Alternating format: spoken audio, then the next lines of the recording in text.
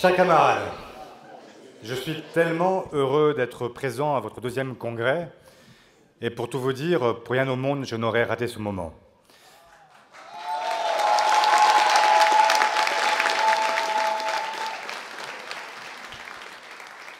Et je vais vous dire pourquoi.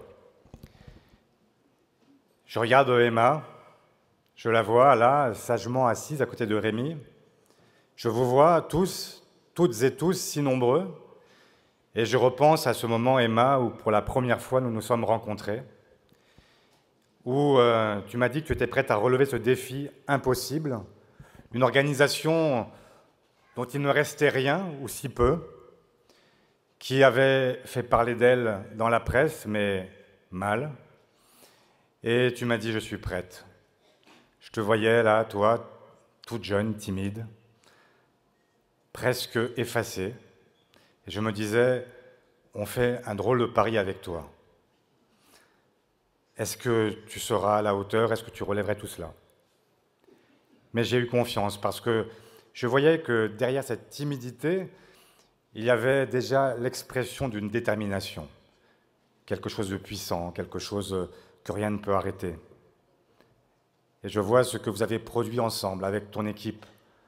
Je vous vois aujourd'hui, première organisation de jeunesse à gauche.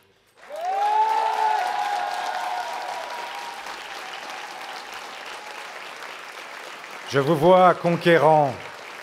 Je vois ces amphithéâtres que je parcours avec vous dans toute la France. Et je vois que partout, vous avez réussi à retrouver une confiance que nous avions perdue. Vous avez su, par vos combats, marquer nos territoires, faire en sorte que nous puissions à nouveau être entendus par ces jeunesses qui, jusqu'ici, considéraient que socialiste était synonyme de traître. Et donc, oui, je suis heureux et fier d'être là parmi vous, heureux aussi d'assister à ce moment de transition. Nous sommes une longue chaîne qui part de Jean Jaurès. Et nous sommes toutes et tous appelés à un moment ou à un autre à céder la place. Et je sais ton émotion, Emma. Mais je sais aussi que quand on transmet et qu'on sait que les choses se perpétueront après soi, qu'elles se prolongeront, qu'elles seront animées de la meilleure des manières, eh bien on n'a pas peur, on n'a pas de regret, on a une émotion qui nous saisit, mais on sait aussi que ce que l'on a semé va se prolonger après nous. Et donc, cher Rémi, toi qui vas avoir l'honneur de prendre maintenant la tête de ce grand mouvement, je te souhaite aussi le même succès, la même chance, la même envie, la même force, le même courage, la même détermination. Et je sais que tu les as. Je sais qu'avec toi, l'homme du Nord, nous chanterons, au-delà de la jeune garde, nous chanterons les corons et nous saurons puiser dans cette histoire longue eh bien, la force de votre génération. Mais je vais y revenir. Je vous regarde donc et en réalité, Rémi, je dois te dire que je suis un peu jaloux. Jaloux de ton score. De ta jeunesse aussi, mais au fond, je savais qu'elle passerait. Mais de ton score, ça, j'avoue que je reste évidemment saisi par cette capacité à embarquer, à créer aussi les conditions de l'unité. Voilà, chers camarades, je vous regarde et je me sens déjà un peu plus jeune. C'est contagieux, la jeunesse. En tout cas, ça devrait l'être. Il y a bien sûr des jeunes qui ont oublié de l'être, qui n'ont jamais eu le temps de l'être, qui ont décidé d'être vieux avant même d'avoir épousé les combats de la jeunesse. Je pense à un jeune homme devenu ministre très tôt, devenu Premier ministre trop tôt, qui a multiplié les marqueurs traditionnels de la droite, envoyé des cartes postales aux conservateurs et à l'extrême droite, et avec le SNU, l'uniforme à l'école, l'abaya comme unique motif de redressement de l'école, désormais devenu président de groupe, la justice pour les mineurs comme premier combat, criminalisé plutôt qu'émancipé. Je sais que ce n'est pas la vision que vous portez, mais je crains que ce soit la vision que porte celui-là. Je pense à Gérald Darmanin, plus si jeune, mais pas encore vieux, qui n'a trouvé d'autres qualifications aux jeunes qui se battent pour défendre le climat, notre environnement, notre biodiversité, de les traiter d'éco-terroristes. Celui-là même qui aujourd'hui empêche les étudiants de se mobiliser, de s'exprimer contre le génocide mené par Benyamin Netanyahou à Gaza.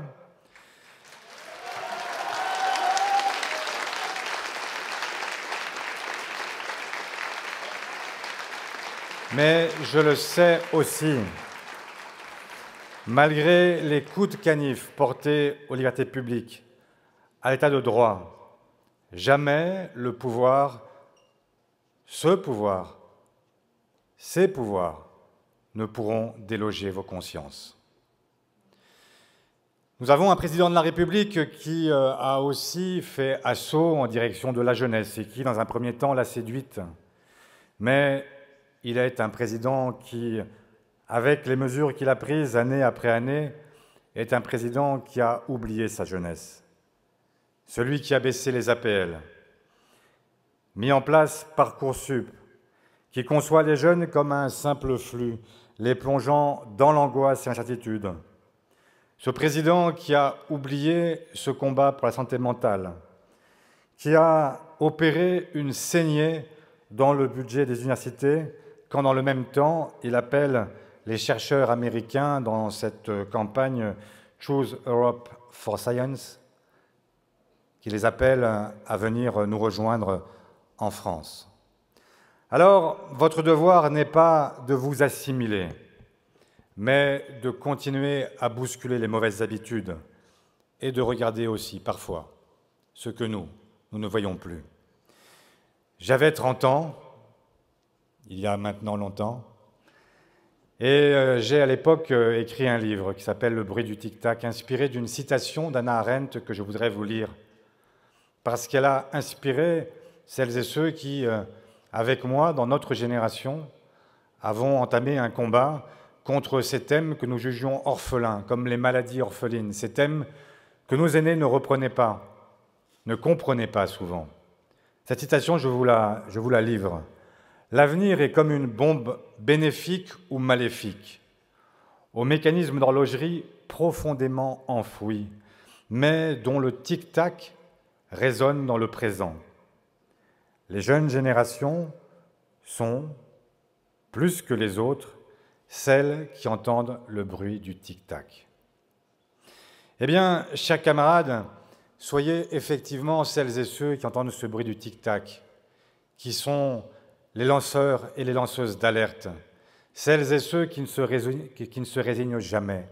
Soyez les étoiles qui éclairent dans l'obscurité d'un monde qui gronde. Mettez en lumière ce que nous refusons de voir. Je pense par exemple aux épreuves que votre génération a traversées avec les années Covid. Ce mal-être, cette santé mentale que vous ne masquez pas. Ce n'est plus un tabou, vous dites les choses et vous avez raison de les dire. Il est urgent que tout le monde s'empare de cette question. Comment soulager les jeunesses de ces souffrances psychiques, de l'angoisse d'un monde en guerre et de l'angoisse de l'effondrement climatique.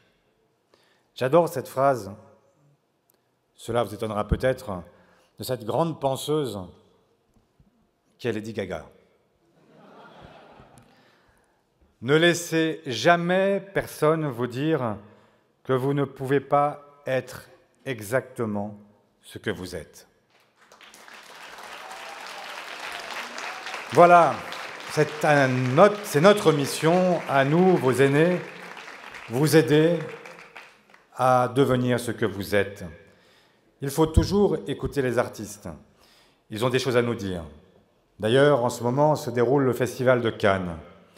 Et j'avoue avoir été saisi par le fait que ce sont eux, les artistes, les paillettes, celles et ceux dont on imagine qu'ils vivent reclus dans un monde doré, et c'est sans doute le cas.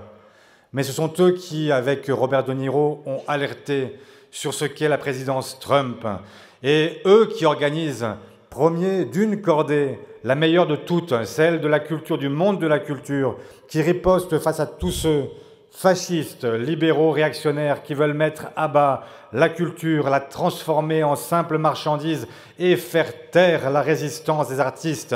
Eh bien, je les salue comme vous devez les saluer et élever nous-mêmes la voix, comme celles et ceux qui, artistes là aussi, ont écrit cette tribune, de celles et ceux qui ne se résolvent pas à voir ces milliers de morts à Gaza.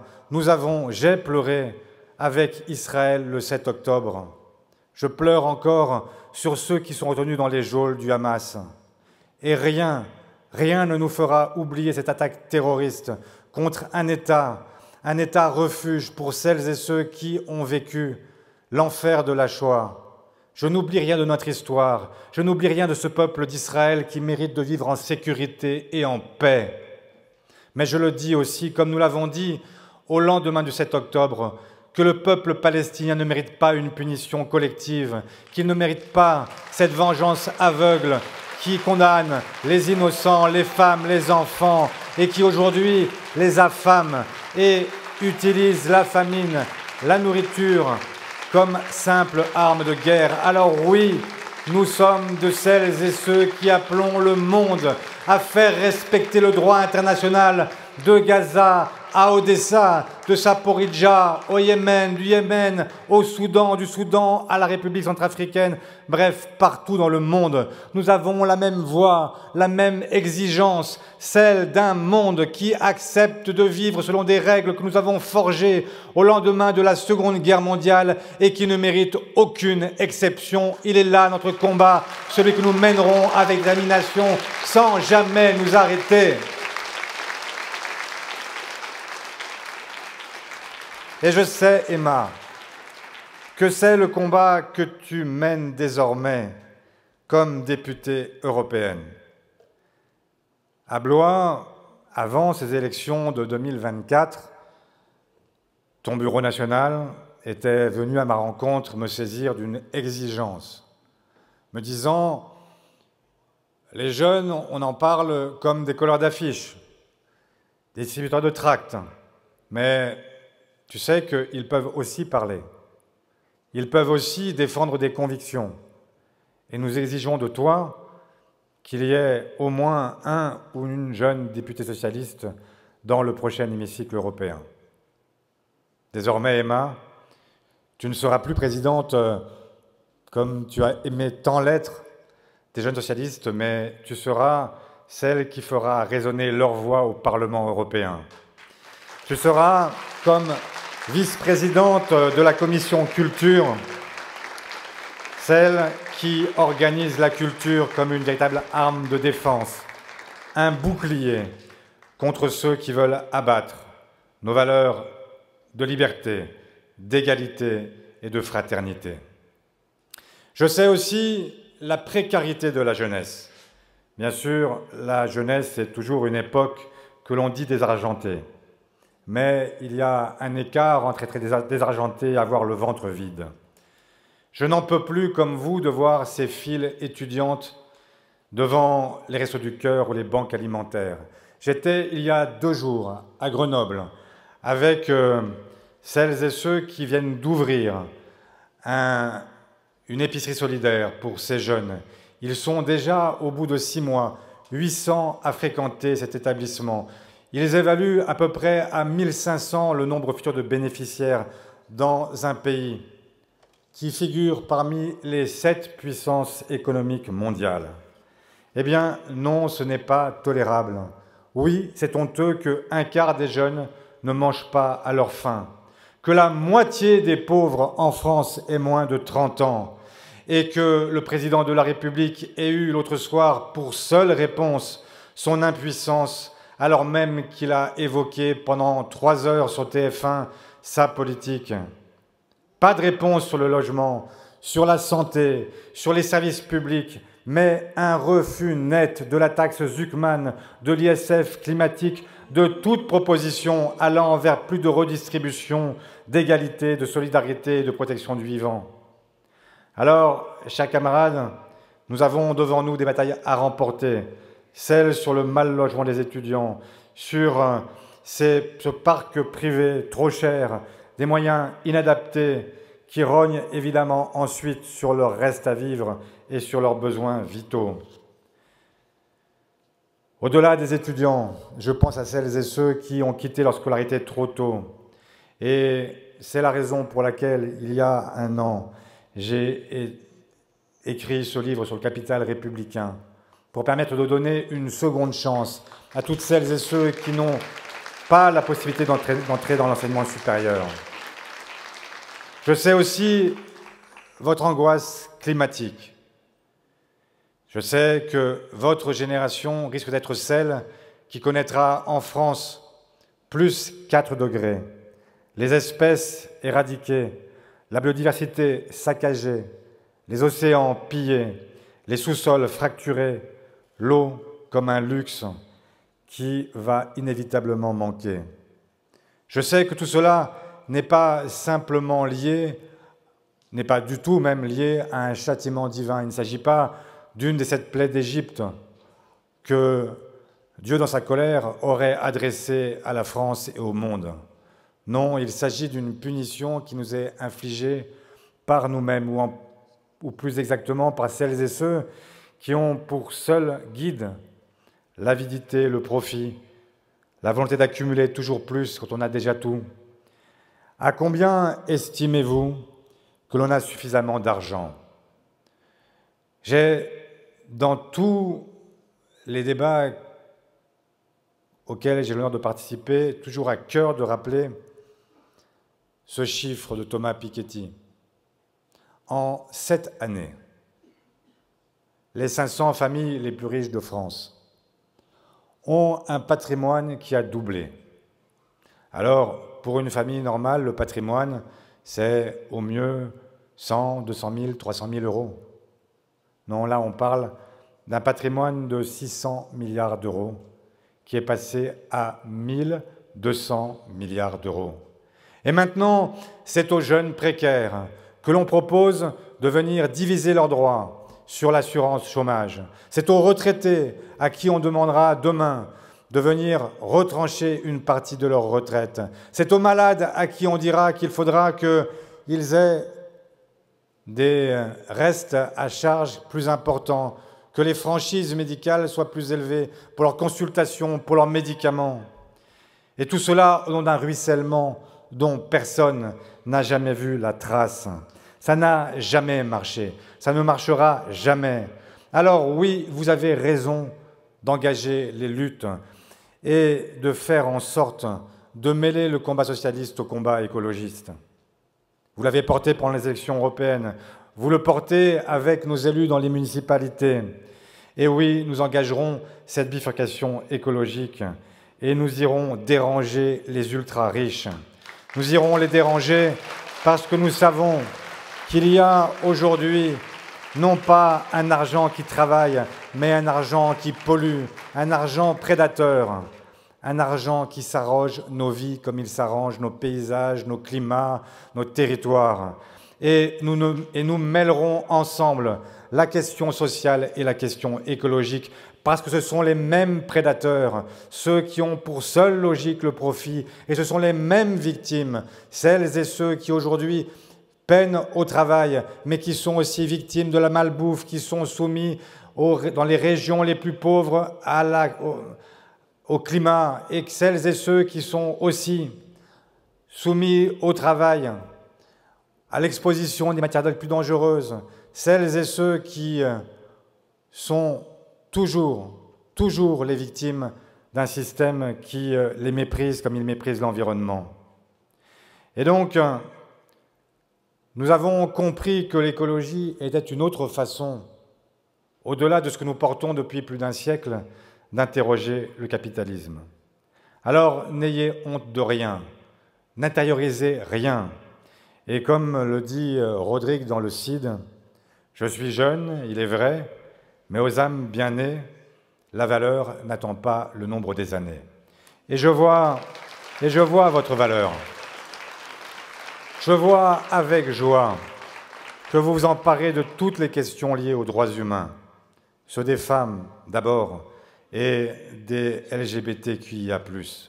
J'étais hier à Chambéry avec une jeune femme trans et qui m'a dit sa vie, qui m'a dit « Je suis femme et discriminée parce que je suis femme.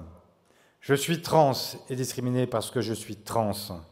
Je suis lesbienne et je suis discriminée parce que je suis lesbienne. Et je suis avec une compagne racisée et je suis victime avec elle du racisme. » Eh bien, chers camarades, je sais que beaucoup vous diront que ce combat est un combat sociétal, qu'il est générationnel, qu'il vous passera, que c'est une foucade, une fièvre qui passera avec la maturité. Je sais qu'il est bon ton de tout ramasser dans un seul concept, le wokisme. À entendre la droite et l'extrême droite, tout est wokisme. Se battre contre le racisme, c'est woke. Se battre pour le droit des femmes, c'est woke. Se battre contre les atroces thérapies de conversion, c'est woke. Se battre pour le climat, pour préserver la biodiversité, c'est woke. Se battre pour la paix à Kiev, à Gaza ou au Kivu, c'est woke. Pour eux, tout est woke. Eh bien, je vous le dis haut et fort, restez éveillés face aux malheurs du monde. Ne laissez pas se disqualifier vos combats par la droite et l'extrême droite. Chers camarades, vous pouvez être fiers des combats que vous menez. Vous pouvez être fiers des combats que vous menez. Contre le racisme, l'antisémitisme, les atteintes insupportables aux femmes, la haine homophobe ou transphobe, littéralement persécutée aujourd'hui par l'administration Trump. Oui, vous pouvez être fiers de vous battre pour la justice sociale, contre les multinationales qui empoisonnent la terre, les rivières, les mers. Oui, vous pouvez être fiers aussi de vous battre contre toutes les formes de colonisation assumées hier et rampantes aujourd'hui. Oui, vous pouvez être fiers de vous battre contre le retour des empires, des dictatures, des régimes illibéraux, du masculinisme débridé. Oui, vous pouvez être fiers de vous battre contre l'extrême droite alliée à l'extrême argent qui pousse à coups de boutoir toutes les portes de nos démocraties en Europe. Eh bien, ce combat, il n'est pas vain. Et je vous le dis, nous le gagnerons. Oui, nous le gagnerons. Peu parmi vous ont eu, et peut-être même aucun d'entre vous, n'a eu la chance de connaître les grands soirs de victoire, ceux du 10 mai 81, la France en fête, la place de la Bastille en fusion pour célébrer la victoire de François Mitterrand et l'arrivée enfin de la gauche après 23 années de droite dure. 97 et la victoire de la gauche plurielle derrière Lionel Jospin après une dissolution ratée. Mai 2012 après la victoire de François Hollande, se battant contre cet ennemi qui n'avait pas de visage, celle de la finance. Eh bien, j'ai connu tous ces instants.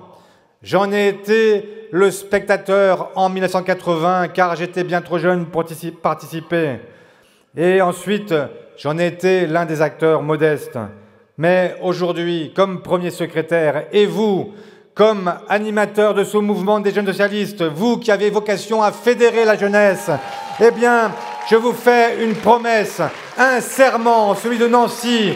Je vous promets que je mettrai avec vous tout mon cœur, toute mon expérience, toute ma passion, ma conviction pour vous permettre de goûter à votre tour à la victoire dans les années qui viennent, pour gagner, oui, pour gagner, mais pas simplement par esprit de victoire et pour plaisir de gagner. Non, gagner pour changer la vie.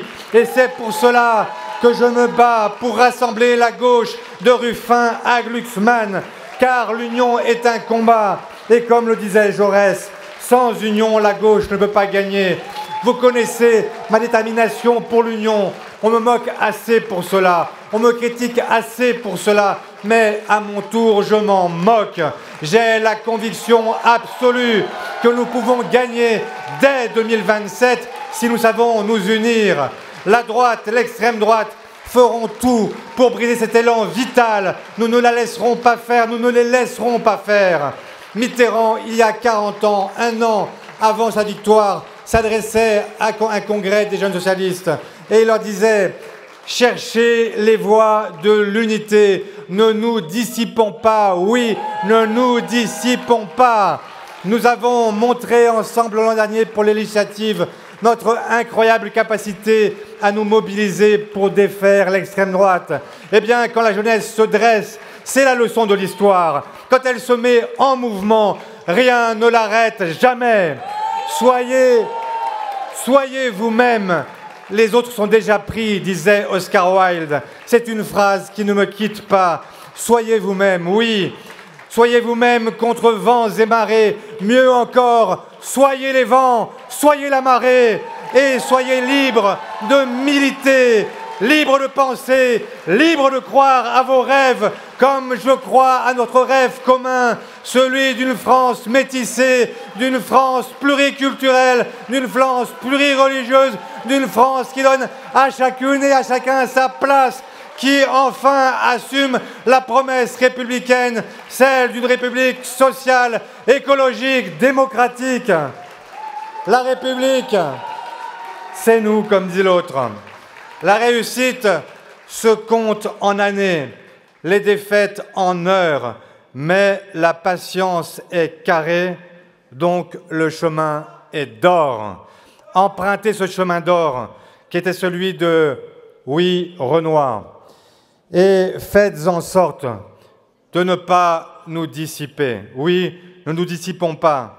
Gardez vos consciences intranquilles, bousculez-nous, interpellez-nous, interpellez-moi, et soyons unis jusqu'à la victoire. Vive les jeunes socialistes, vive la gauche et vive la République!